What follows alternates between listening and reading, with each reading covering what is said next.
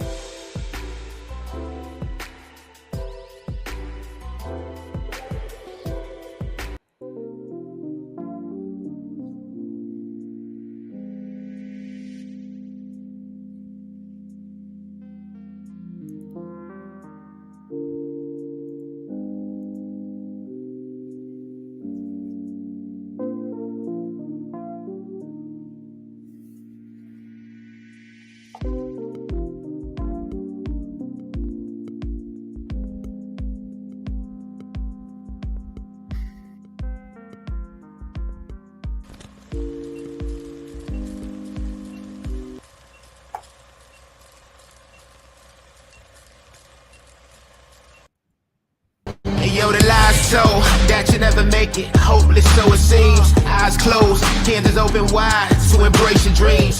Sometimes you gotta take a loss just to get the win. Like lots of sin was popping in like oxygen when boxes wet. Focus on the mental, never lose like a smooth instrumental.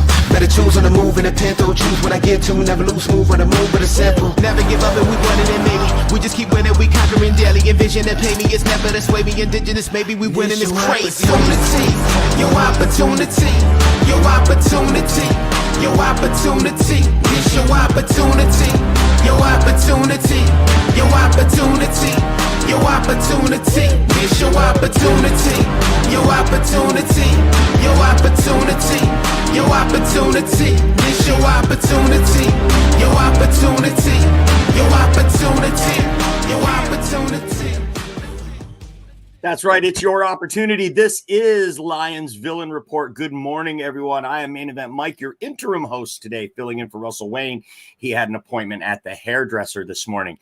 Main Event Mike with you here, Lions Villain Report, and this is the Hump Day preview. Today, we're going to be talking about looking ahead to the Arizona Cardinals for week 3 for the Detroit Lions. And we've got some other tidbits that I've arranged for you, some tasty morsels that we're going to talk about. So be sure to put it in the chat, say hello, and join the conversation. We are broadcasting live today inside of Facebook, Lions Villain Squad. Please go follow the page. We're also broadcasting live into Detroit Lions News Podcast. Big tip of the hat to Joe Chapp and the boys for letting us broadcast there. Also, broadcasting live into YouTube, and that's at Villain Squad, also at JC Sports on YouTube.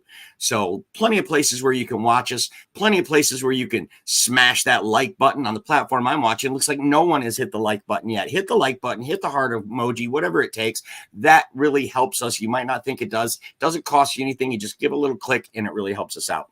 Enough of that. Let's say hi to the villains this morning, my favorite part of the show. Fred Peterson, good morning. It's a great day to be a Lion. One pride. Good morning, Davey. David Cadleck in the house. Morning, Pride. Turner Burley, great to see you in here again, Turner. Hope you are well. Turner says, I thought it was time to hear your philosophy towards the game. Yeah, well, you're going to hear that and then some. Dwayne is in the house today. Good morning, Dwayne. And Joseph, that's right. I'm the interim. I am the interim host for today. Just like Dan Campbell was the interim host for interim coach for the Miami Dolphins, and he parlayed that into a head coaching gig with the Detroit Lions. Maybe someday I can parlay this into some sort of gig that pays me money. That would be really cool. But right now we're talking about Detroit Lions, who start the season 1-1 after a disappointing loss to the Tampa Bay Buccaneers. We read the stat lines for you. We read the box scores for you, and it was very obvious the Lions kicked Tampa's ass up and down the field in between the 20s. but 1 for 7 in the red zone is not going to get it done. And now you got to go on the road out to Arizona and play a hot Arizona team, even though they are 1-1 also. Their first game against Buffalo, they were uber competitive, 34-28. They lose that game against a very good Buffalo team in Josh Allen. Last week, they absolutely waxed the LA Rams. Let's take a look at the box score a little bit from that game. Cardinals quarterback Kyler Murray, 17 of 21 for 266 yards and 3 TDs. A passer rating of near perfect, folks, 158.3. I realize that's a young Rams defense, and that's a kind of a beat up squad that they have out there, but this is the NFL, and that's a division game. And to wax them 41-3, 41-10, I mean, that's considerable beatdown in this league. And it's not going to be an easy row to hoe for the Detroit Lions when they go out to Arizona. James Conner, their running back, sets a franchise record with 7 consecutive games with a touchdown. If you had him on your fantasy team, like Arnold Schwarzenegger did, then and you're doing very well. He had 21 carries for 122 yards and a tutty. That's a 5.8 yard per carry average, folks. Now, you cannot run on the Detroit Lions the way that you can run on the LA Rams. So that is going to be tough sledding for them if they think they're going to put up those kind of numbers on the ground against the Lions. I just don't see that happening. But when you jump out to a 14-0 lead, when you've got a freak out there like Marvin Harrison Jr., who's an incredible athlete, who set a franchise record, by the way, 4 catches, 130 yards, and 2 touchdowns. All of that came pretty much in the first quarter. Both of those touchdowns. They jumped out to a 14-0 lead. They were able to then pound the rock, control the tempo of the game. They absolutely dominated the time of possession. I think almost a full quarter, the Cardinals had the ball more than the Rams. So Kyler Murray also dangerous on the ground, 59 yards rushing against the Rams. That's something the Lions are definitely going to have to keep in check. So when I say you can't run on the Lions, I mean you're not running the ball with your running back between the tackles. Just not happening. Even before DJ Reader was in the game last week, this team was already top 5 against the run on defense. It was our secondary that gave us a problem. Now you've got young corners making mistakes, getting penalties, getting burned for big stat lines by Cooper Kupp, getting burned by big stat lines by Chris Godwin. So we're going to need to clean that up. They're going to be going against a much less, I would say, less talented receiver core. Sure, Marvin Harrison's a rookie, but he's a stud. But they don't have a whole lot after that. Greg Dortch, does that scare anyone? I don't think so. I think we're going to fare much better. The Lions open this game as a 3-point favorite on the road. So I think Vegas agrees with me. The Lions aren't going to have a whole lot of trouble with this team. I think that we're going to be on a mission. I think we're going to go out there and we're going to mollywop them. I didn't think that about Tampa. I took Tampa in the points on this very show, and that turned out to be true. I also thought that the game between the Rams would be closer than many predicted. But I think that the Lions do win this game. I don't know if they cover 3 points. I don't like laying points when I'm on the road. If I get the home team in points, I like that. That's a better bet for me. But 3 points, hopefully that line will go down. We do have our illustrious producer, Russell Wayne, in the background. So let's say hi to him right now. Russ, so glad you're able to pop in here today. It's my privilege to be able to sit in for you today. How are you? I'm doing good. I mean, I got the kid in the background right now. We're Fonzie's right now. He's playing some music right now. He seems to be okay. So I may be all right for a minute. Right on. Dwayne says that the line has gone down to 2.5. No, you probably aren't wrong, Dwayne. What that means is that so many people are loading up on the Cardinals at home. People, you don't like to lay points when you are the road team. So that line has probably moved, Dwayne, by a 0.5 point. And what that usually takes about $10 million to move 1 point. So a lot of betting going on the Cardinals to make that line move to 2.5. Henry's in the house. He said, "Good morning, Lions family and villains." Put it in the chat. Tell me what you think about this Cardinals game. Do the Lions win? Do the Lions cover a 2.5 point spread? We'll go with that number this morning. Do you think the Lions will cover a 2.5 point spread against Arizona? What is your level of panic if we lose this game? If we open the season 1-2, coming back on Monday Night Football at home against those damn Seahawks, what is your level of panic if we lose this game? Russ, I'll kick that question over to you. Are you going to start to panic if we go 1-2? No, I wouldn't panic if we win 1-3. I honestly, it's like you got to get this team up and ready to go, right? This offense obviously has some problems in the red zone.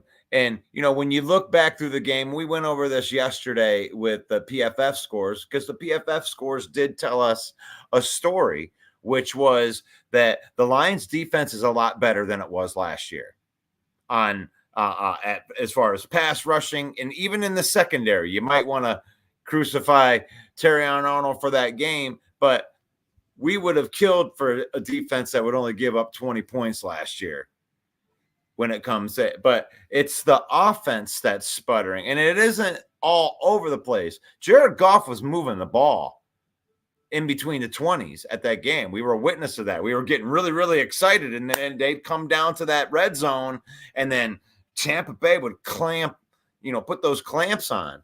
And, if the Lions were 3 of 7 in the red zone, they would have won that game by double digits. So I don't want to overreact to the loss, because I think that the Lions are on the cusp of really putting it together and having a good team, throughout the season. They're still trying to level up this secondary. They got really good play out of Kirby Joseph and Brian Branch on the game on Sunday. And they got very good play from the defensive line, like into the depth, not just the starters, not just Aleem McNeil and DJ Reader, but into Josh Paschal and Levi Onwuzurike, and even Mekhi Wingo in there in short snaps. So linebacker play's been good. So this secondary just needs to gel, and this defense might actually do some special things this year. So I'm not worried at all. Put me at a 1.5. Okay, a 1.5 panic level for you? Holy cow. Rob Newsom is in the house. He says, we haven't lost 2 straight in a long time. I say we win in a high-scoring game. That's right. Lions haven't lost 2 straight since week 7 of the 2022 season. They have not lost 2 games back-to-back. And if you listen to the post-game press conferences this week after this Tampa game, they all know and they all saw what we saw. And it pisses them off. I know that this team is pissed off. Dan Campbell's pissed off about the way this game turned out against the Buccaneers. And I'm sorry, Arizona. I just think we're going to take it out on you. I think you may have, I don't want to use the term wake a sleeping giant because it's so overused, but for lack of a better term, I mean, this team needs to get it together. They've got the players, they've got the roster, they got the coaching, they got everything together. One thing that seems to get to us was, like you said, Russ, we'd get down in the red zone and Tampa Bay's defense would just clamp down on us. Rob says we just need to work on red zone offense. Well, I'll tell you, it did seem like the Rams knew what we were doing. It did seem like the Bucks knew what we were doing, even though Ben Johnson came out flinging the ball, Jared Goff throwing the ball, attempting 54 passes, unheard of in this league. Usually teams that attempt 54 passes is because they're behind. And this wasn't the case here. They just came out on the first series slinging the ball. I don't think they ran the ball until the third series of the game. They went away from their identity. They went away from who they are. And you hear Dan Campbell talk about identity all the time. This is big for him, big for this coaching staff to stick to who you are, just like we do here at the Villain Squad. I'll tell you what, something's got to give in that play calling with Ben Johnson. It's too obvious. I mean, it's so disheartening to watch what happened there on that last possession, first down from the 14-yard line, and the game ends with a fizzle, with 2 out of 3 negative plays. Something's going to have to give. They're going to have to improve that if they want to beat this Arizona Cardinal team and Kyler Murray. Turner says, I think we win, but Kyler Murray is such a scrambler that it's a concern. This will be a big test for the secondary. And that's where I feel good about it. Running quarterbacks have always given the Lions fits over the last few years. But did you watch in that game last week? I know Baker had that one run. He had a couple of scrambles that were good. He actually set his career high in a rush for us. But I saw Brian Branch playing really close to the line of scrimmage throughout the game, helping to shut down the run and helping to minimize those plays. I think that's going to be really big, Turner. I think that's going to be really big for the Lions, how this secondary can come up to the line and be able to shut down James Conner and Kyler Murray in that run game and make them one-dimensional. Because let's face it, they just don't have the weapons to run with us if we can do that, if we can make them a one-dimensional team. Thanks for the great comment, though. Russ, what do you think about that? We will make them a one-dimensional team. That's the thing, is that's what we do.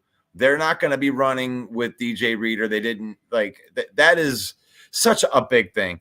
Aiden Hutchinson got like 4.5 sacks in this game, and it was due to the fact that they can't double team Aiden Hutchinson. He was getting all these one-on-one looks, and he destroys people one-on-one. You don't have a chance against Aiden Hutchinson one-on-one. And when you have to put two guys on DJ Reader and Levi Onwuzurike or Ali McNeil, whichever two guys are in the middle right there, these ends are going to eat. They're going to continue to eat. And I had one other comment here on the running quarterback thing. We have to be careful, guys, not to just look at the highlights, because when you look at the highlights, what you're missing are 3 and outs on both sides. The defense played very well for both teams on Sunday. And what happens is all you see is Baker Mayfield highlights. You didn't see the 4 3 and outs that the defense forced on him. Well, all you see is the one drive where he actually put it together and ran on us, right? He had 35 yards rushing, guys. He had 185 yards passing. Let's not blow this out of proportion and say that we're susceptible to running quarterbacks because on 1 out of 19 drives or whatever it was that he had some success running the football.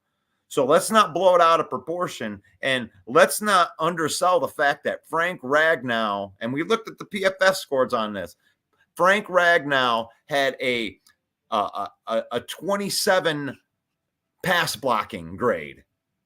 Graham Glasgow was in the 30s in the pass blocking grade.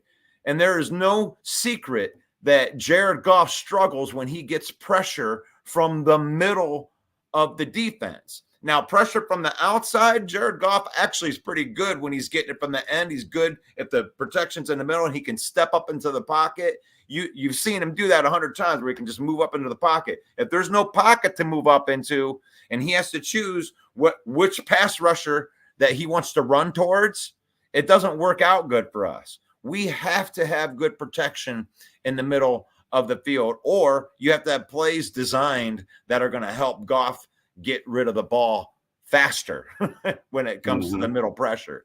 So absolutely. And we saw in the first 2 weeks, teams taking the middle of the field away from Jared Goff where he excels. And Amon-Ra St. Brown had a fluky 2 weeks where they were just shutting him down. He was dropping balls.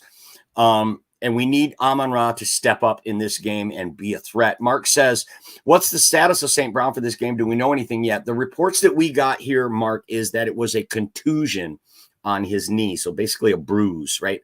A knee bruise. If you've ever bruised your kneecap playing basketball or run into somebody else's knee or something like that, you know it's painful, but no structural damage. And in the NFL, this is kind of injury. He'll get a shot.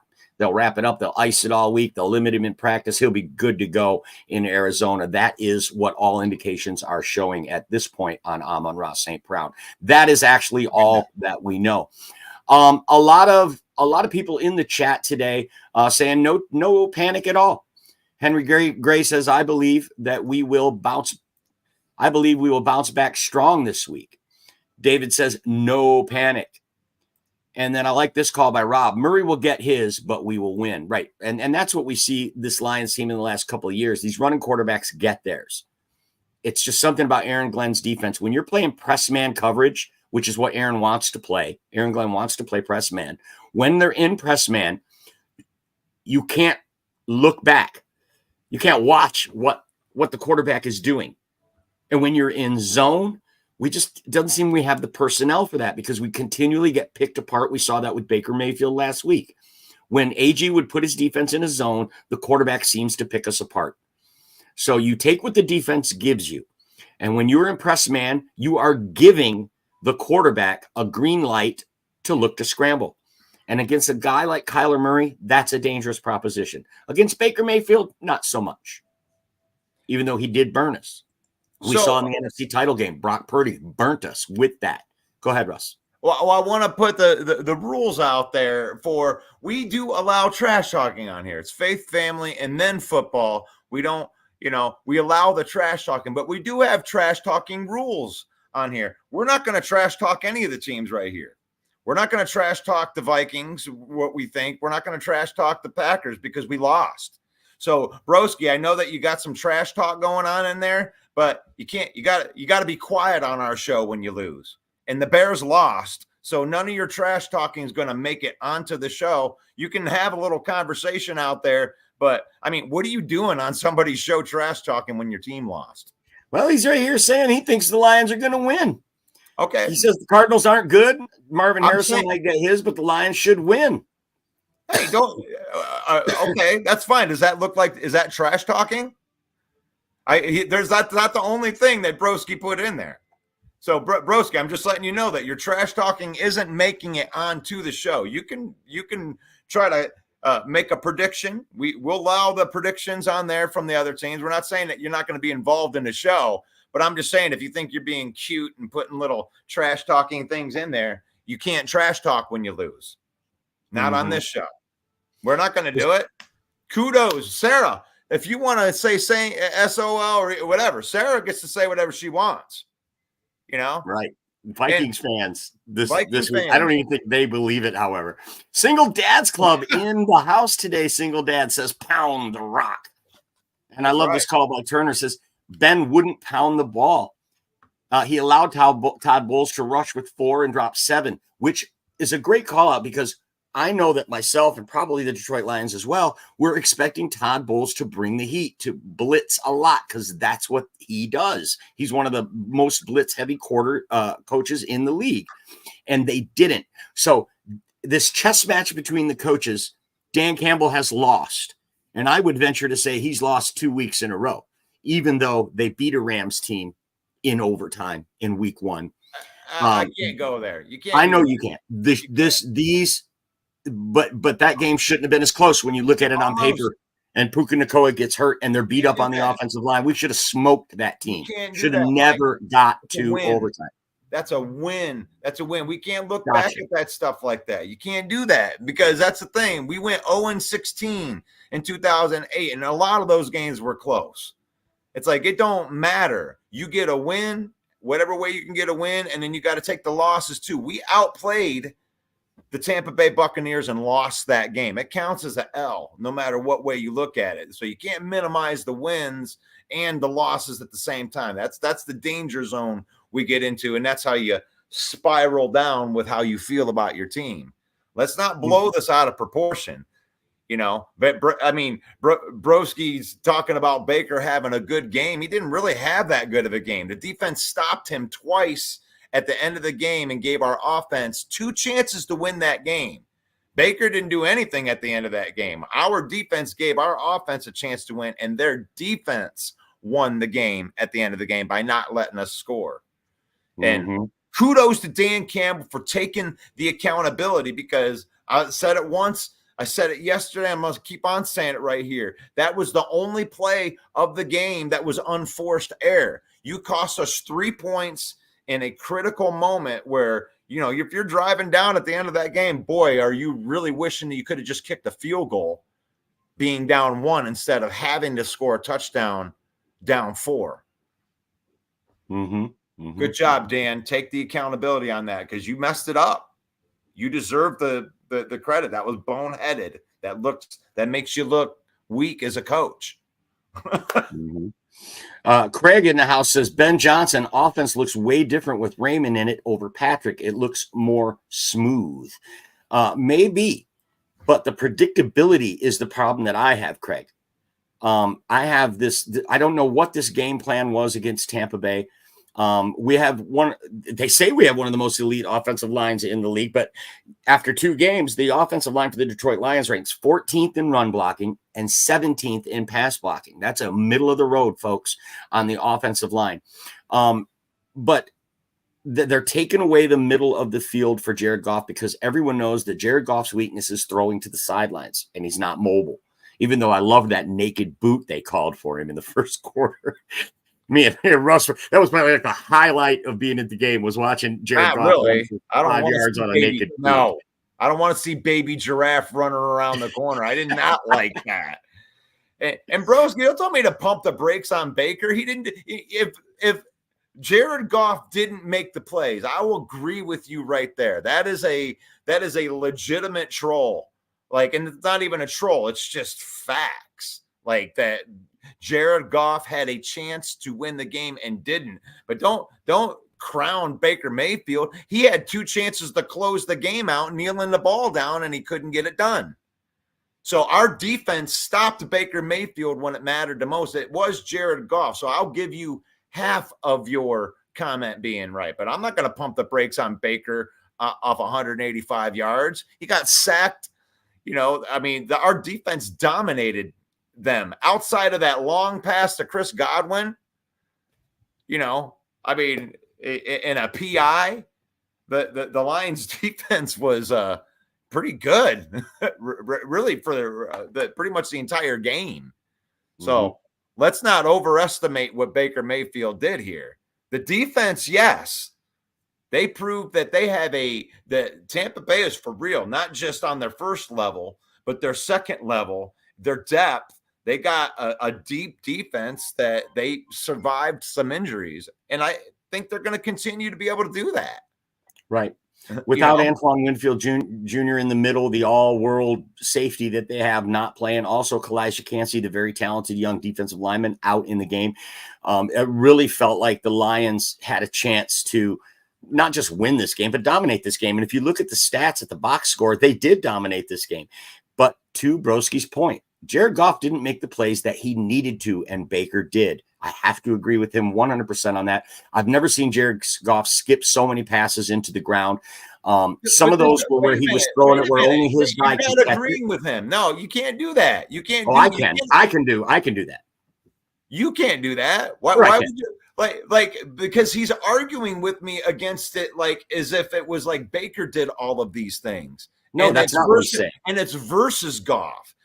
My comment against Baker had nothing to do with Goff. It had to do with Baker versus our defense.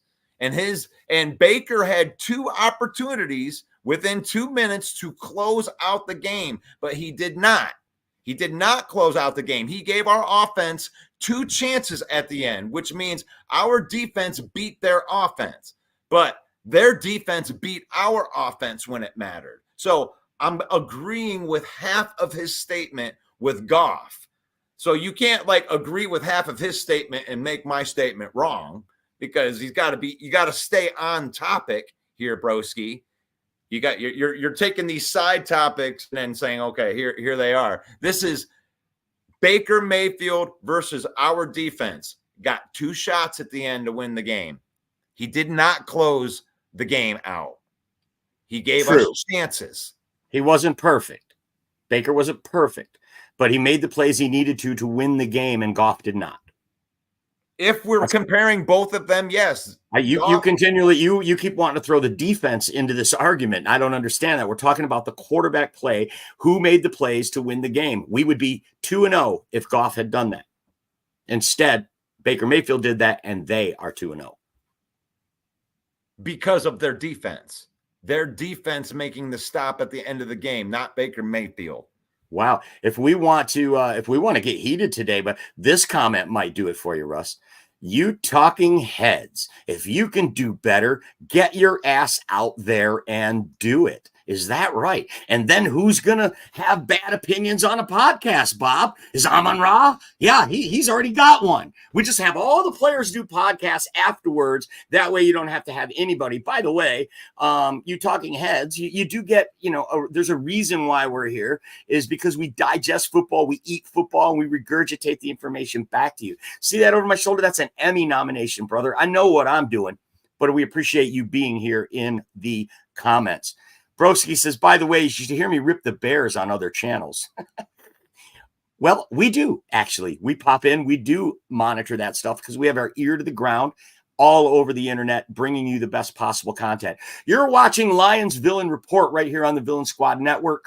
Be sure to like and follow and share and subscribe all of our content if you would, please. This show is brought to you by NFL Shop.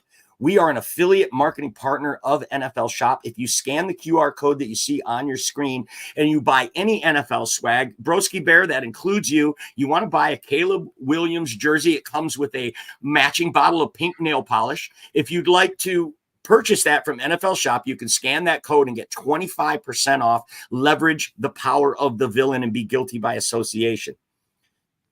Turner says, look, Goff doesn't throw 55 times, and to me it was if he was trying to show he could carry the team like Stafford. We just need him to be Jared Goff, a game manager who distributes the ball. Yeah, but I can't put that on Goff, Turner. That's Ben Johnson. He's doing the plays that are called for him. He might check out at the line and call an audible or whatever, but 54 pass attempts, that wasn't Jared Goff. That was the coaching staff.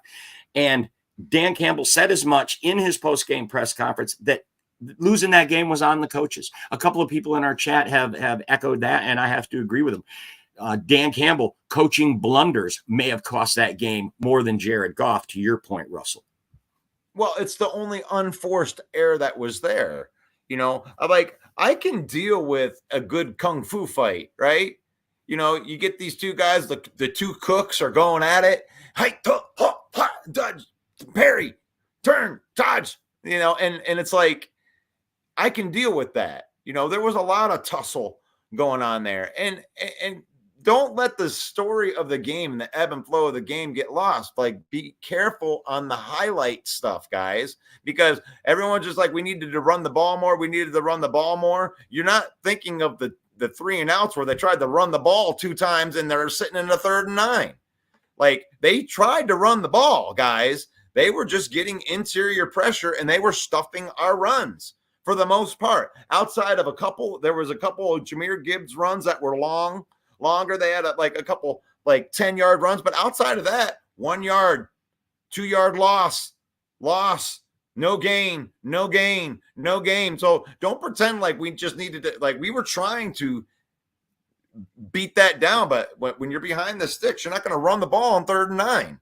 Or 3rd and 7. You got to. Those are valid points, Russ. However, we did come out in the first 3 series slinging the ball. They didn't even try to pound the rock to start the game with.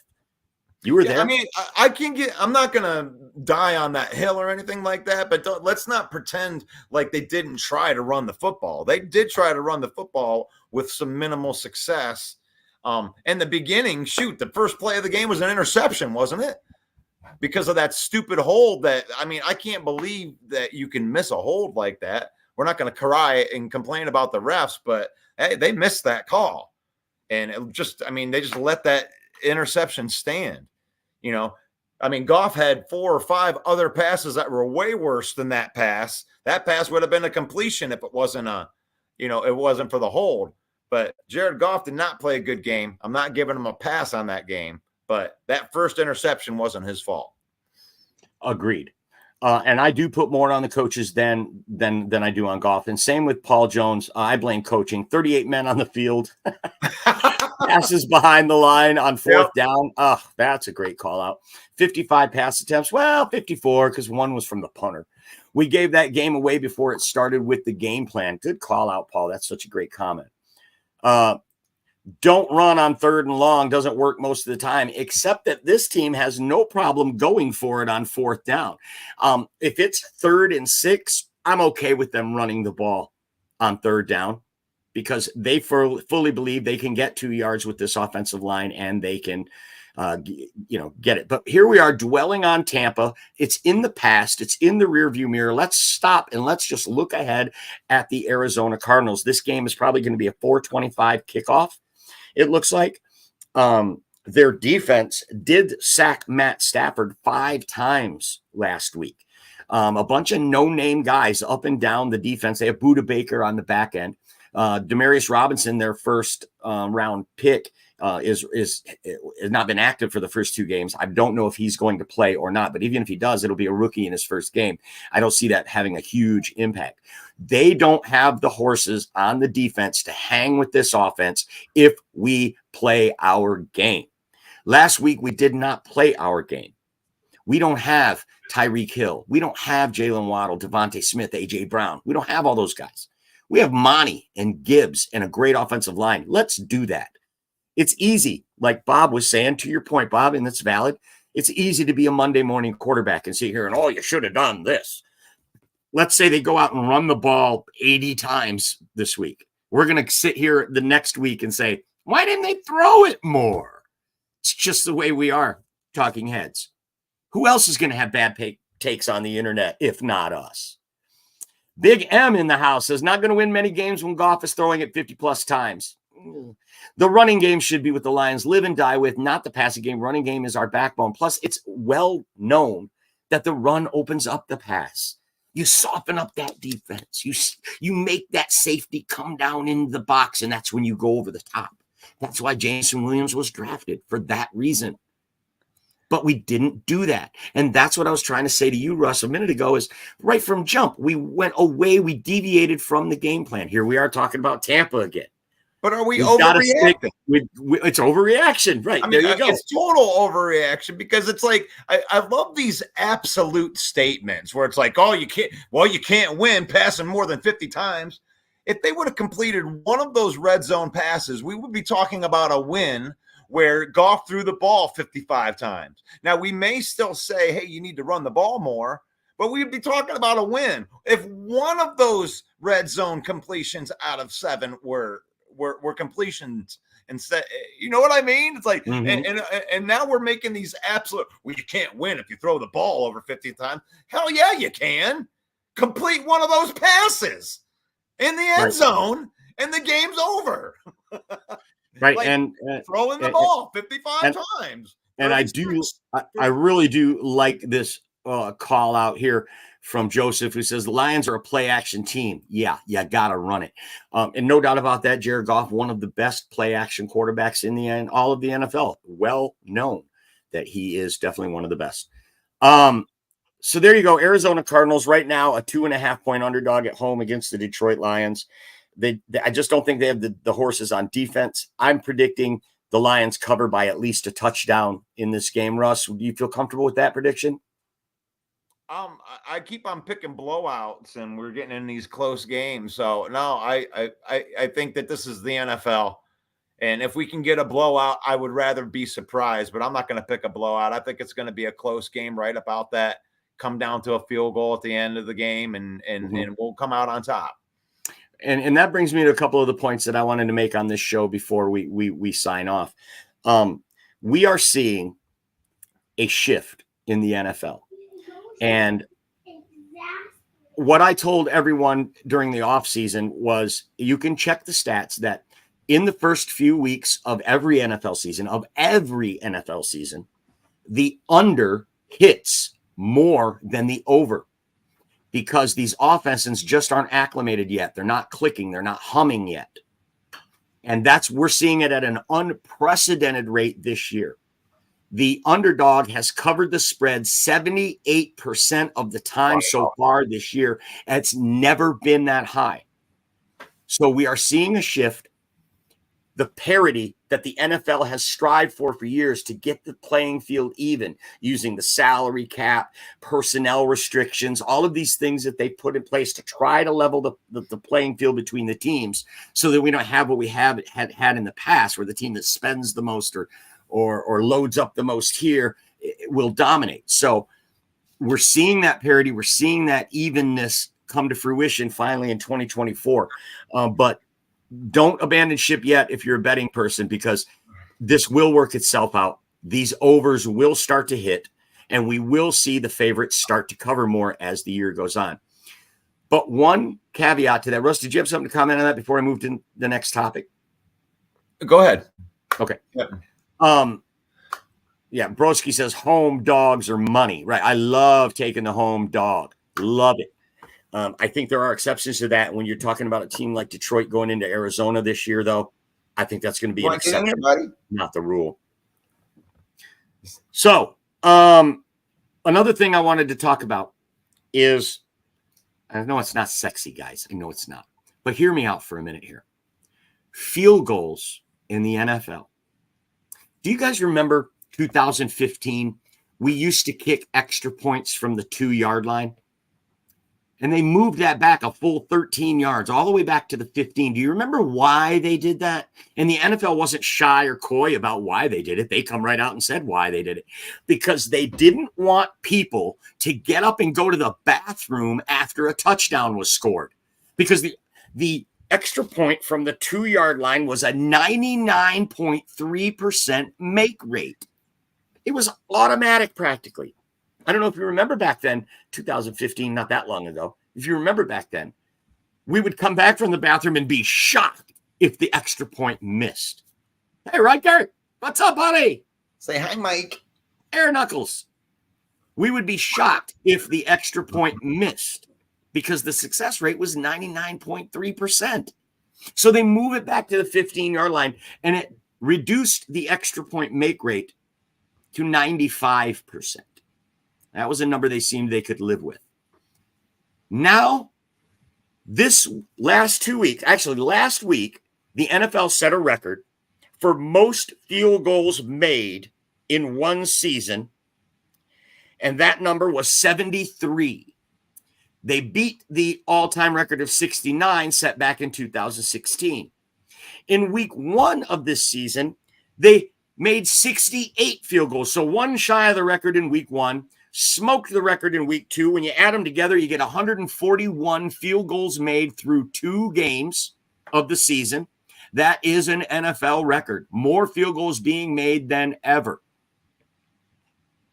And guess what? It's not just field goals. It's 50-plus field goals. Making a field goal from 50-plus has now become almost routine. 35 of 39 so far this year. That's 90%, folks. 90% make rate from 50 plus? What is happening? It could be a combination of things. Put it in the chat. Tell me what you think it is. Are these kickers just getting that good? Is it because the weather in September around the country in the NFL has been pretty darn good?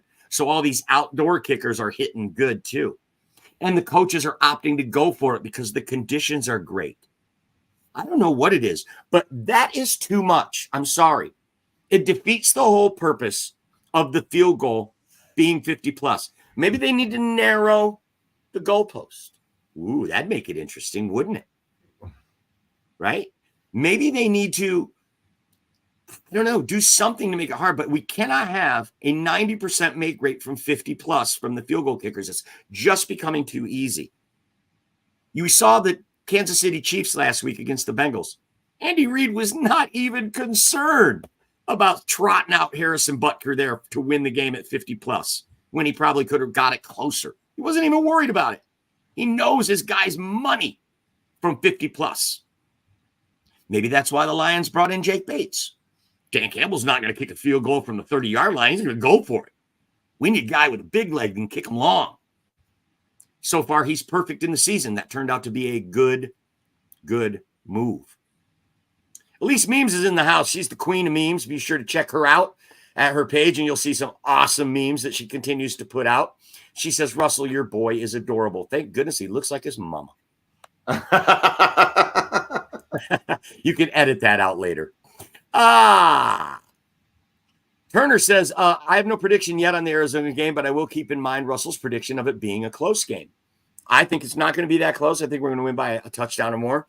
Russ says he thinks it's going to be close because every time he's predicting these blowouts, it's either an upset or a close game.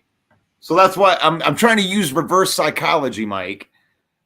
Like, I'm hoping that because I said it was close, that we'll get the blowout. Mm-hmm. And I'll be like, and that way I can go, oh, I'm so surprised. Fred thinks Lions win by 6. Talking about these kickers, Smoking Jeremy B says it's a coupling of two things. Everyone is stronger physically now, and the kickers who don't make it from 50 plus, they don't go for it. I don't understand the last part of that, but okay.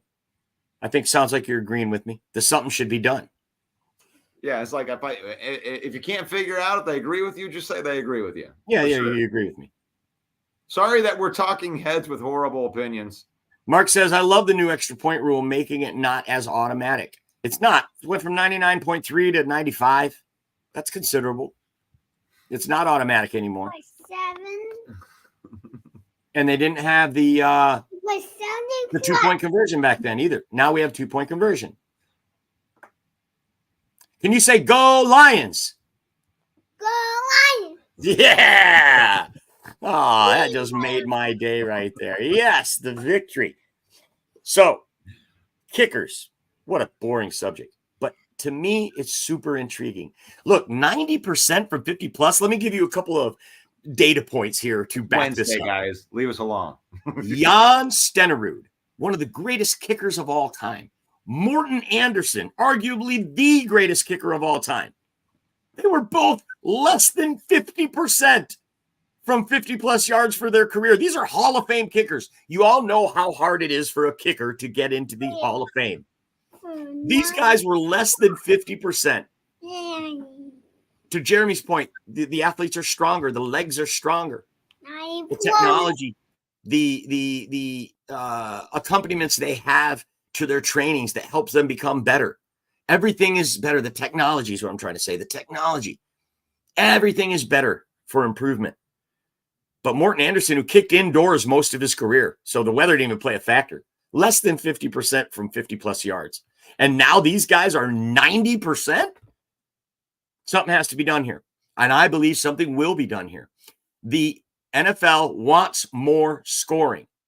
Also, do you think this has anything to do with the new kickoff rule? Now teams are just taking it at the 30. And really, you've only got to get to the other team's 35 to be in 50-plus range. You're only on the 33-yard line, 32-yard line. If you get it there, it's a 50-yarder from the 33. So you don't have to get as far. You don't have to go as far to get into field goal range as you did before. Perhaps that has something to do with it. Maybe it's a convergence of all of these factors that are leading to this. But as the weather gets crappier, and as teams are going to get this offense picked up around the league, we're going to see teams needing to score touchdowns rather than field goals. And I do believe we're going to see this come down a bit. Paul Jones says the crowd was hoping Dan kicked from 59 in the second quarter. I'm surprised he didn't. We were surprised at it too. They were 3 for 5 on fourth down. And he kicked a lot of field goals. Because you know why? Because his offense was humming. I mean, they were racking up yards and points. Jared Goff threw for 300 yards. The running game produced well over 120, 130 yards. Kick the field goal now. We'll be fine. We weren't fine. Mark says, I would like to see the NFL adopt the college overtime rule where both teams get to touch the ball no matter what. Well, thank goodness we didn't have that rule last week. We might not be 1-1. We might be staring 0-2 in the face if we had that rule. Tyler agrees. He thinks that's it. It's the new kickoff rule that's causing this change. It's interesting. I think it's more to what Jeremy says. I think it's more about these athletes and their legs. Once when I was a kid, I got to meet Mark Mosley. Actually mowed his lawn a few times when I was a kid. Mark Mosley, kicker for the Redskins. He was a Super Bowl champion and just known as one of the best kickers in the league. He was a straight-on kicker. I got to meet him as a kid. And I can remember to this day being just taken aback by how enormous his thigh was on his kicking leg. It was proportionately bigger than the other leg. And his thigh was as big around as my body now. Not then, now. And we're seeing these guys. You look at Bates, Jake Bates, this guy looks like a guy, you'd see this guy on the street and wouldn't think he's an athlete. Certainly not a kicker. These guys just have it down now. The game has evolved. The players have adapted. And it's time to make some sort of rule to make this less automatic. I know the NFL loves high scoring. Everything they do is to get more points. Chicks love the dig ball. Chicks love the deep ball, what they say, right? Points. People love points. And the NFL loves teams scoring more points. So the teams are going to score more points this year. They'll probably break the record for points scored in a season this year. It's just not happening right now in the first 2 weeks of the season. Interesting caveats. Jamison Williams in the top 3 of receiving in the league. Derek Carr, Baker Mayfield, the top 2 passers in the NFL. It's been a twilight zone 2 weeks in the NFL so far. Yeah. Yeah. Hey, while I have Riker in here, you and I had tossed around this idea, and I keep on forgetting to say something about it. But I don't know if you've heard of the STARS program. Mike and I have been tossing this thing around. We've always just thought that the STARS program on Facebook was really weird. And it's just kind of like, we don't know what to do with it. But my wife has a page, and my son right here, this is Riker, is autistic.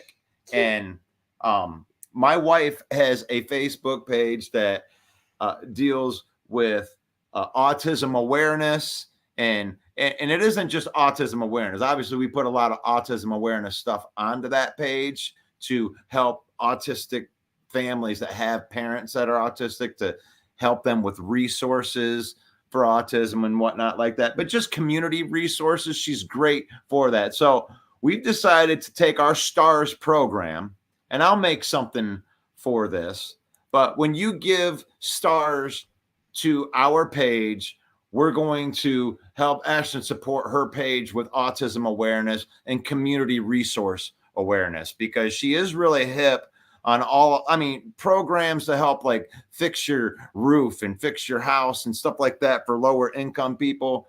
She just does a really good job with that, and I want to support her page. So when you give STARS to this page, we're gonna help my wife support autism awareness and community resources here in the Genesee County area. Mm-hmm.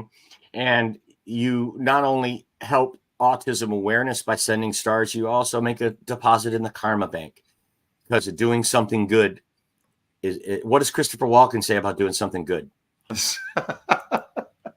Oh, let me get him in here. I'm reminded of Christopher Walken when I think of that. It's Christopher Walken was here to say, when you do something good for somebody else, it could be good for you. It could be good for you. It could be good for your life to do nice things for somebody else. So you should do it, and it would be good. Love it. Joseph said, and more cowbell too. Yeah. I like this comment by Smoking Jeremy B. What's weird is where Jake Bates is money from the 30 in so far, and we haven't tried much past the 50 yet. I find that concerning.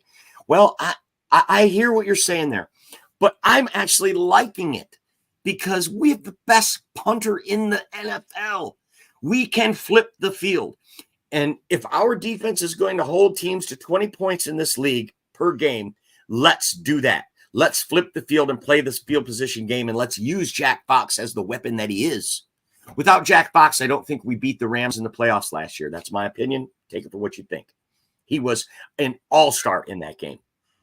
Matthew Stafford had to continually start from his own red zone, and they'd stall out when they got down, and they had to settle for a field goal, much like the Detroit Lions last week. This old guard, these old coaches' philosophy of flipping the punt. What is it that the Jim Tressel said about punting? It was a great quote. I can't remember. This is the most important play in the game. That's it. Yeah. Jim Tressel said the punt is the most important play in the game because it's the only play where you net 40 or 50 yards every time. Right. You're flipping the page. Now, when you have a crappy defense, that maybe not such a great philosophy. But this defense, I think Dan Campbell's doing the right thing by not being that cowboy. I mean, he went for it 5 times on 4th down. That's still a lot. We're seeing it more and more across the league, teams going for it on 4th down. We saw it on the Monday night game with Atlanta and Philadelphia. What a game that was. By the way, Russell Wayne did pick that as his lock pick. He took Atlanta. Yep. You can tune in tomorrow, Thursday, at this very program on Lions Villain Report at 10 a.m. and we do our predictions for the week. And last week, Russell Wayne picked 8 out of 15. I picked 6 out of 15. And former NFL wide receiver Mark Schmidt picked 6 out of 15. Is Mark Schmidt going to be on the show again tomorrow, Russ? He is. Awesome.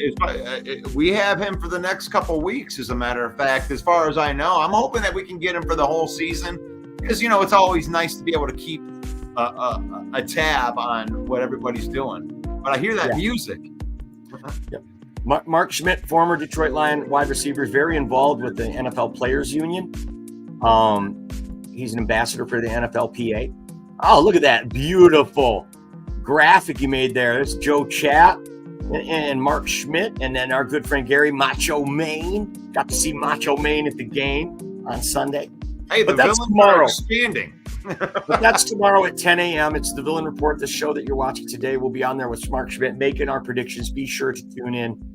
And don't forget, it's the Main Event Football Show, Monday, 7 p.m. Eastern Time. The Main Event Football Show hosted by yours truly, where we take some topics off the beaten path. We don't talk about all the same things that we see across the internet. Check out that show Monday at 7 p.m. as well.